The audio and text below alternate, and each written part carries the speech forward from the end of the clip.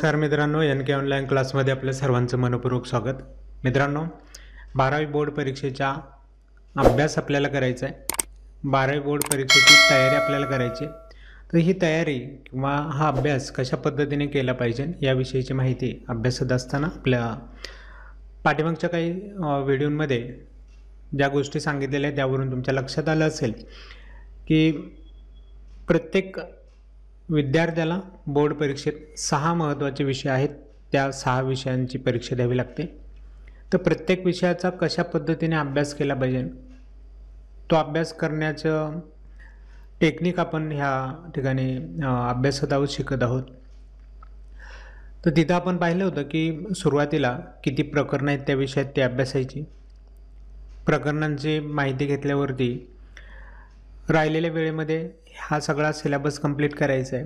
तर मग कसं करणार, आपण नियोजन केलं की नोव्हेंबरमध्ये 3 प्रकरणं अभ्यासूयात, डिसेंबरमध्ये 3 प्रकरणं अभ्यासूयात, जानेवारीमध्ये 3 प्रकरणं अभ्यासूयात. तर मग ह्या 3 प्रकरणांचा अभ्यास करत असताना कशा प्रकारे तो अभ्यास कंप्लीट करायचा आहे,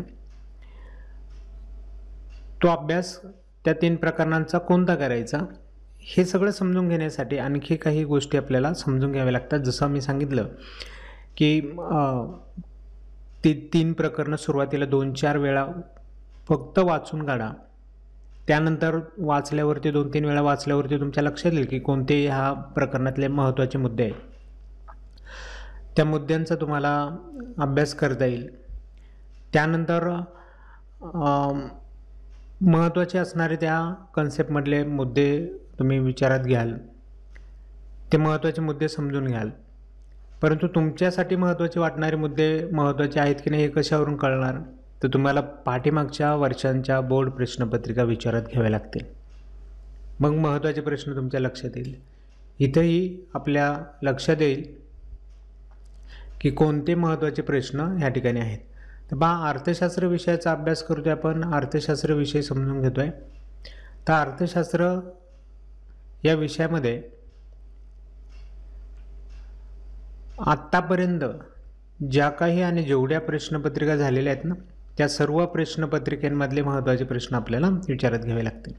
तर आत्तापर्यंत किती प्रश्नपत्रिका झाल्यात? जुलै 21मध्ये पहिली प्रश्नपत्रिका झाली, त्यानंतर फेब्रुवारी 2022मध्ये, जुलै 2022मध्ये, त्यानंतर आहे फेब्रुवारी 2023 आणि जुलै 2023. अशा एकूण 5 ह्या नवीन सिलेबसवरती प्रश्नपत्रिका झालेल्या आहेत. तर या 5ही बोर्ड प्रश्नपत्रिकेमध्ये कोणकोणते प्रश्न आलेले आहेत याचा विचार करावा लागेल.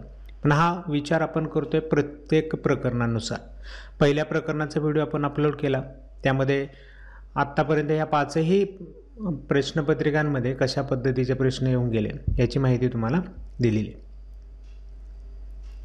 आज आपण प्रकरण क्रमांक 2 उपयोगिता विश्लेषण याविषयीची माहिती पाहूया. यामध्ये ऑक्टोबर 2021ला पहिली प्रश्नपत्रिका बोर्डाची झालेली होती. तर ह्या पहिल्या प्रश्नपत्रिकेमध्ये उपयोगिता विश्लेषण ह्या प्रकरणावरती कोणते आणि कसे प्रश्न आलेत पहा. तुम्हाला एकतर माहिती पाहिजे की उपयोगितेचं विश्लेषण हे प्रकरण किती गुणांसाठी आहे. तर गुणांचा एक व्हिडिओ आपण अपलोड केलेला आहे. पुन्हा एकदा आपण सर्व विषयांची गुण विभागणी देखील त्या ठिकाणी समजून घेणार आहोत. त्यावेळेस तुमच्या लक्षात येईल. हे प्रकरण मित्रांनो आहे 10 मार्कासाठी. तर पहिला प्रश्न यावरती 1 मार्काचा होता, पारिभाषिक शब्द सुचवा किंवा लिहा. दुसरा प्रश्न विचारण्यात आलेला होता, विधाने पूर्ण करा. पर्याय दिलेले असतात, त्याच्यातून एक पर्याय निवडून विधान पूर्ण करायचं असतं. त्यानंतर तिसरा प्रश्न, संकल्पना ओळखून स्पष्ट करा. संकल्पना ओळखायची पण आणि स्पष्ट करायचे 2 मार्काचा प्रश्न या ठिकाणी. त्यानंतर चौथा प्रश्न हा फरक स्पष्ट करा. हा देखील 2 गुणांचा प्रश्न आहे, तो प्रश्न विचारलेला होता. आणि 5वा प्रश्न शेवटचा प्रश्न होता ह्या प्रकरणावरती आधारित तक्त्यांवर विचारलेल्या प्रश्नांची उत्तर लिहायची होती. तर असे एकूण 5 प्रश्न ह्या प्रकरणावरती बोर्ड परीक्षेत विचारले. आणि या 5 प्रश्नांचा विचार केला तर 5वा प्रश्न 4 मार्कासाठी, दुसरा प्रश्न चौथा प्रश्न फरकांचा 2 मार्कासाठी, संकल्पनांचा 2 मार्कासाठी, विधाने 1 मार्कसाठी, पारिभाषिक शब्द 1 मार्कासाठी. तर असे 10 गुण ह्या ठिकाणी होतात आणि हे प्रश्न या ठिकाणी विचारले. तर मग आत्ता तुम्ही जे प्रकरण अभ्यासाला घेतलं असेल उपयोगिता विश्लेषण, तर यामध्ये महत्त्वाचं काय आहे? पारिभाषिक शब्दांचे प्रश्न, फरक महत्त्वाचे, फरक विचारला जातो, संकल्पना विचारली जाते, तक्ता आकृतीचे प्रश्न या प्रकरणावरती विचारले जाते. तर मग तशा पद्धतीचे प्रश्न तुम्हाला अभ्यासता येऊ शकतात. यानंतर नेक्स्ट दुसरी प्रश्नपत्रिका पहा. दुसरी प्रश्नपत्रिका फेब्रुवारी 2022 मध्ये झालेली आहे. तर या 22च्या प्रश्नपत्रिकेमध्ये कशा प्रकारचे प्रश्न विचारले? पहिला प्रश्न विचारला पारिभाषिक शब्द लिहा. हे म्हटलं होतं पारिभाषिक शब्द करून ठेवा कारण महत्त्वाचं आहे. या दुसऱ्या प्रश्नपत्रिकेत देखील पुन्हा पारिभाषिक शब्द विचारण्यात आला. यानंतर नेक्स्ट दुसरा एक प्रश्न होता तो म्हणजे विधाने व तर्क प्रश्न यावरती आधारित असलेला प्रश्न, तो प्रश्न विचारलेला होता. तिसरा प्रश्न खालील प्रश्नांची उत्तर लिहा. 4 गुणांचा प्रश्न, 4 गुणांचा प्रश्न. त्यानंतर चौथा प्रश्न सहमत किंवा असहमत आहात का ते सहकारण स्पष्ट करा, त्याविषयीची माहिती. हा 4 मार्काचा प्रश्न आहे. खालील प्रश्नांची उत्तर लिहा. हा पण 4 मार्काचा प्रश्न, म्हणजे 4 मार्काचे 2 प्रश्न आले आणि 1 मार्काचे 2 प्रश्न आले, म्हणजे 4 आणि 4 8 आणि उरलेले 2 10 मार्क. मी सांगितलं प्रकरण किती मार्कला आहे आपलं? 10 मार्कला आहे. 10 मार्काचे प्रश्न या ठिकाणी विचारले.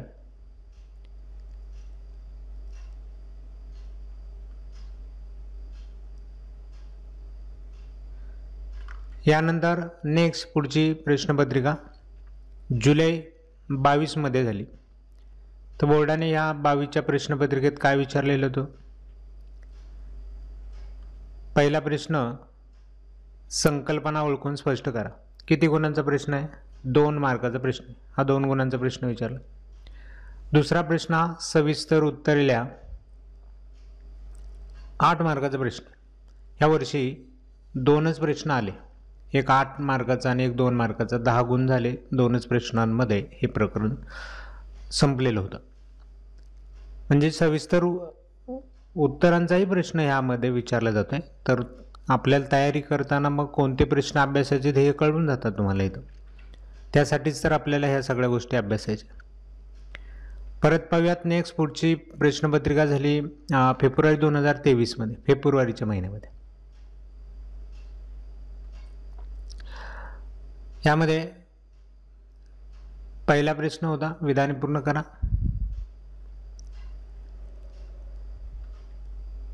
दुसरा प्रश्न पारिभाषिक शब्द सुचवा. तिसरा प्रश्न खालील प्रश्नांची उत्तर लिहा. आणि चौथा प्रश्न तक्त्यावरील प्रश्नांची उत्तर लिहा. तर या वर्षीच्या प्रश्नांचा जर विचार केला तर तक्त्याचा प्रश्न म्हणजे 4 मार्काचा. खालील उत्तर लिहा 4 मार्काचे. पारिभाषिक शब्द विधाने पूर्ण 1 मार्काचे प्रश्न, म्हणजे 2 प्रश्न 4 मार्काचे आणि 2 प्रश्न 1 मार्काचे. असे तुमचे 10 गुणांचे प्रश्न इथं कंप्लीट होतात. म्हणजे थोडंसं ह्या प्रकरणामध्ये व्हेरिएशन पाहायला मिळते. सुरुवातीला 5 प्रश्न होते, त्यानंतर 2च प्रश्न आले. यावर्षी 3 प्रश्न आलेत, 4 प्रश्न आहेत. नेक्स्ट अजून पाहूयात आपण. सर्व प्रश्नपत्रिका पाहिल्यानंतर समजणार आहे आपल्याला. जुलै 23ची प्रश्नपत्रिका आहे. त्यानंतर ही फायनल शेवटची आत्ता झालेली प्रश्नपत्रिका रिपीटर विद्यार्थ्यांसाठीची.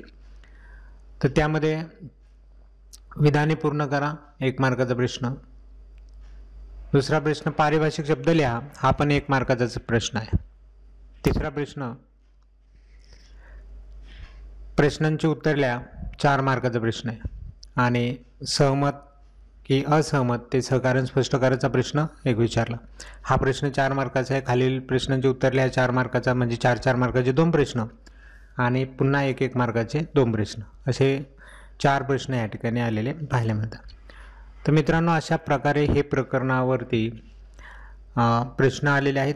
पण इथं पारिभाषिक शब्दांचा प्रश्न बऱ्याच वेळेला आपल्याला दिसला। खालील प्रश्नांची उत्तर लिहा 4 मार्काचा प्रश्न तोही बऱ्याच वेळेला आलेला आहे। काही ठिकाणी सहमतचा प्रश्न आला तर काही ठिकाणी तक्त्यावरती प्रश्न आलेले आहे। तर काय हरकत नाही, थोडंसं प्रश्न वेगवेगळ्या प्रकारचे विचारले गेलेले पाहायला मिळतात। तर मग ह्या प्रकरणात थोडंसं तुम्हाला जास्त काम करावं लागेल।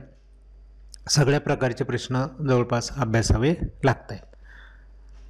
तर ठीक आहे मित्रांनो, चला यावरून अंदाज तर आला कशा पद्धतीच्या प्रश्नांचा समावेश बोर्ड प्रश्नपत्रिकेत करते। तर त्या प्रकारे आपण अभ्यास करून गुण मिळवू शकतो। मित्रांनो, चला आजचा व्हिडिओ या ठिकाणी थांबूयात। भेटूया पुढच्या नवीन व्हिडिओमध्ये। तोपर्यंत नमस्कार।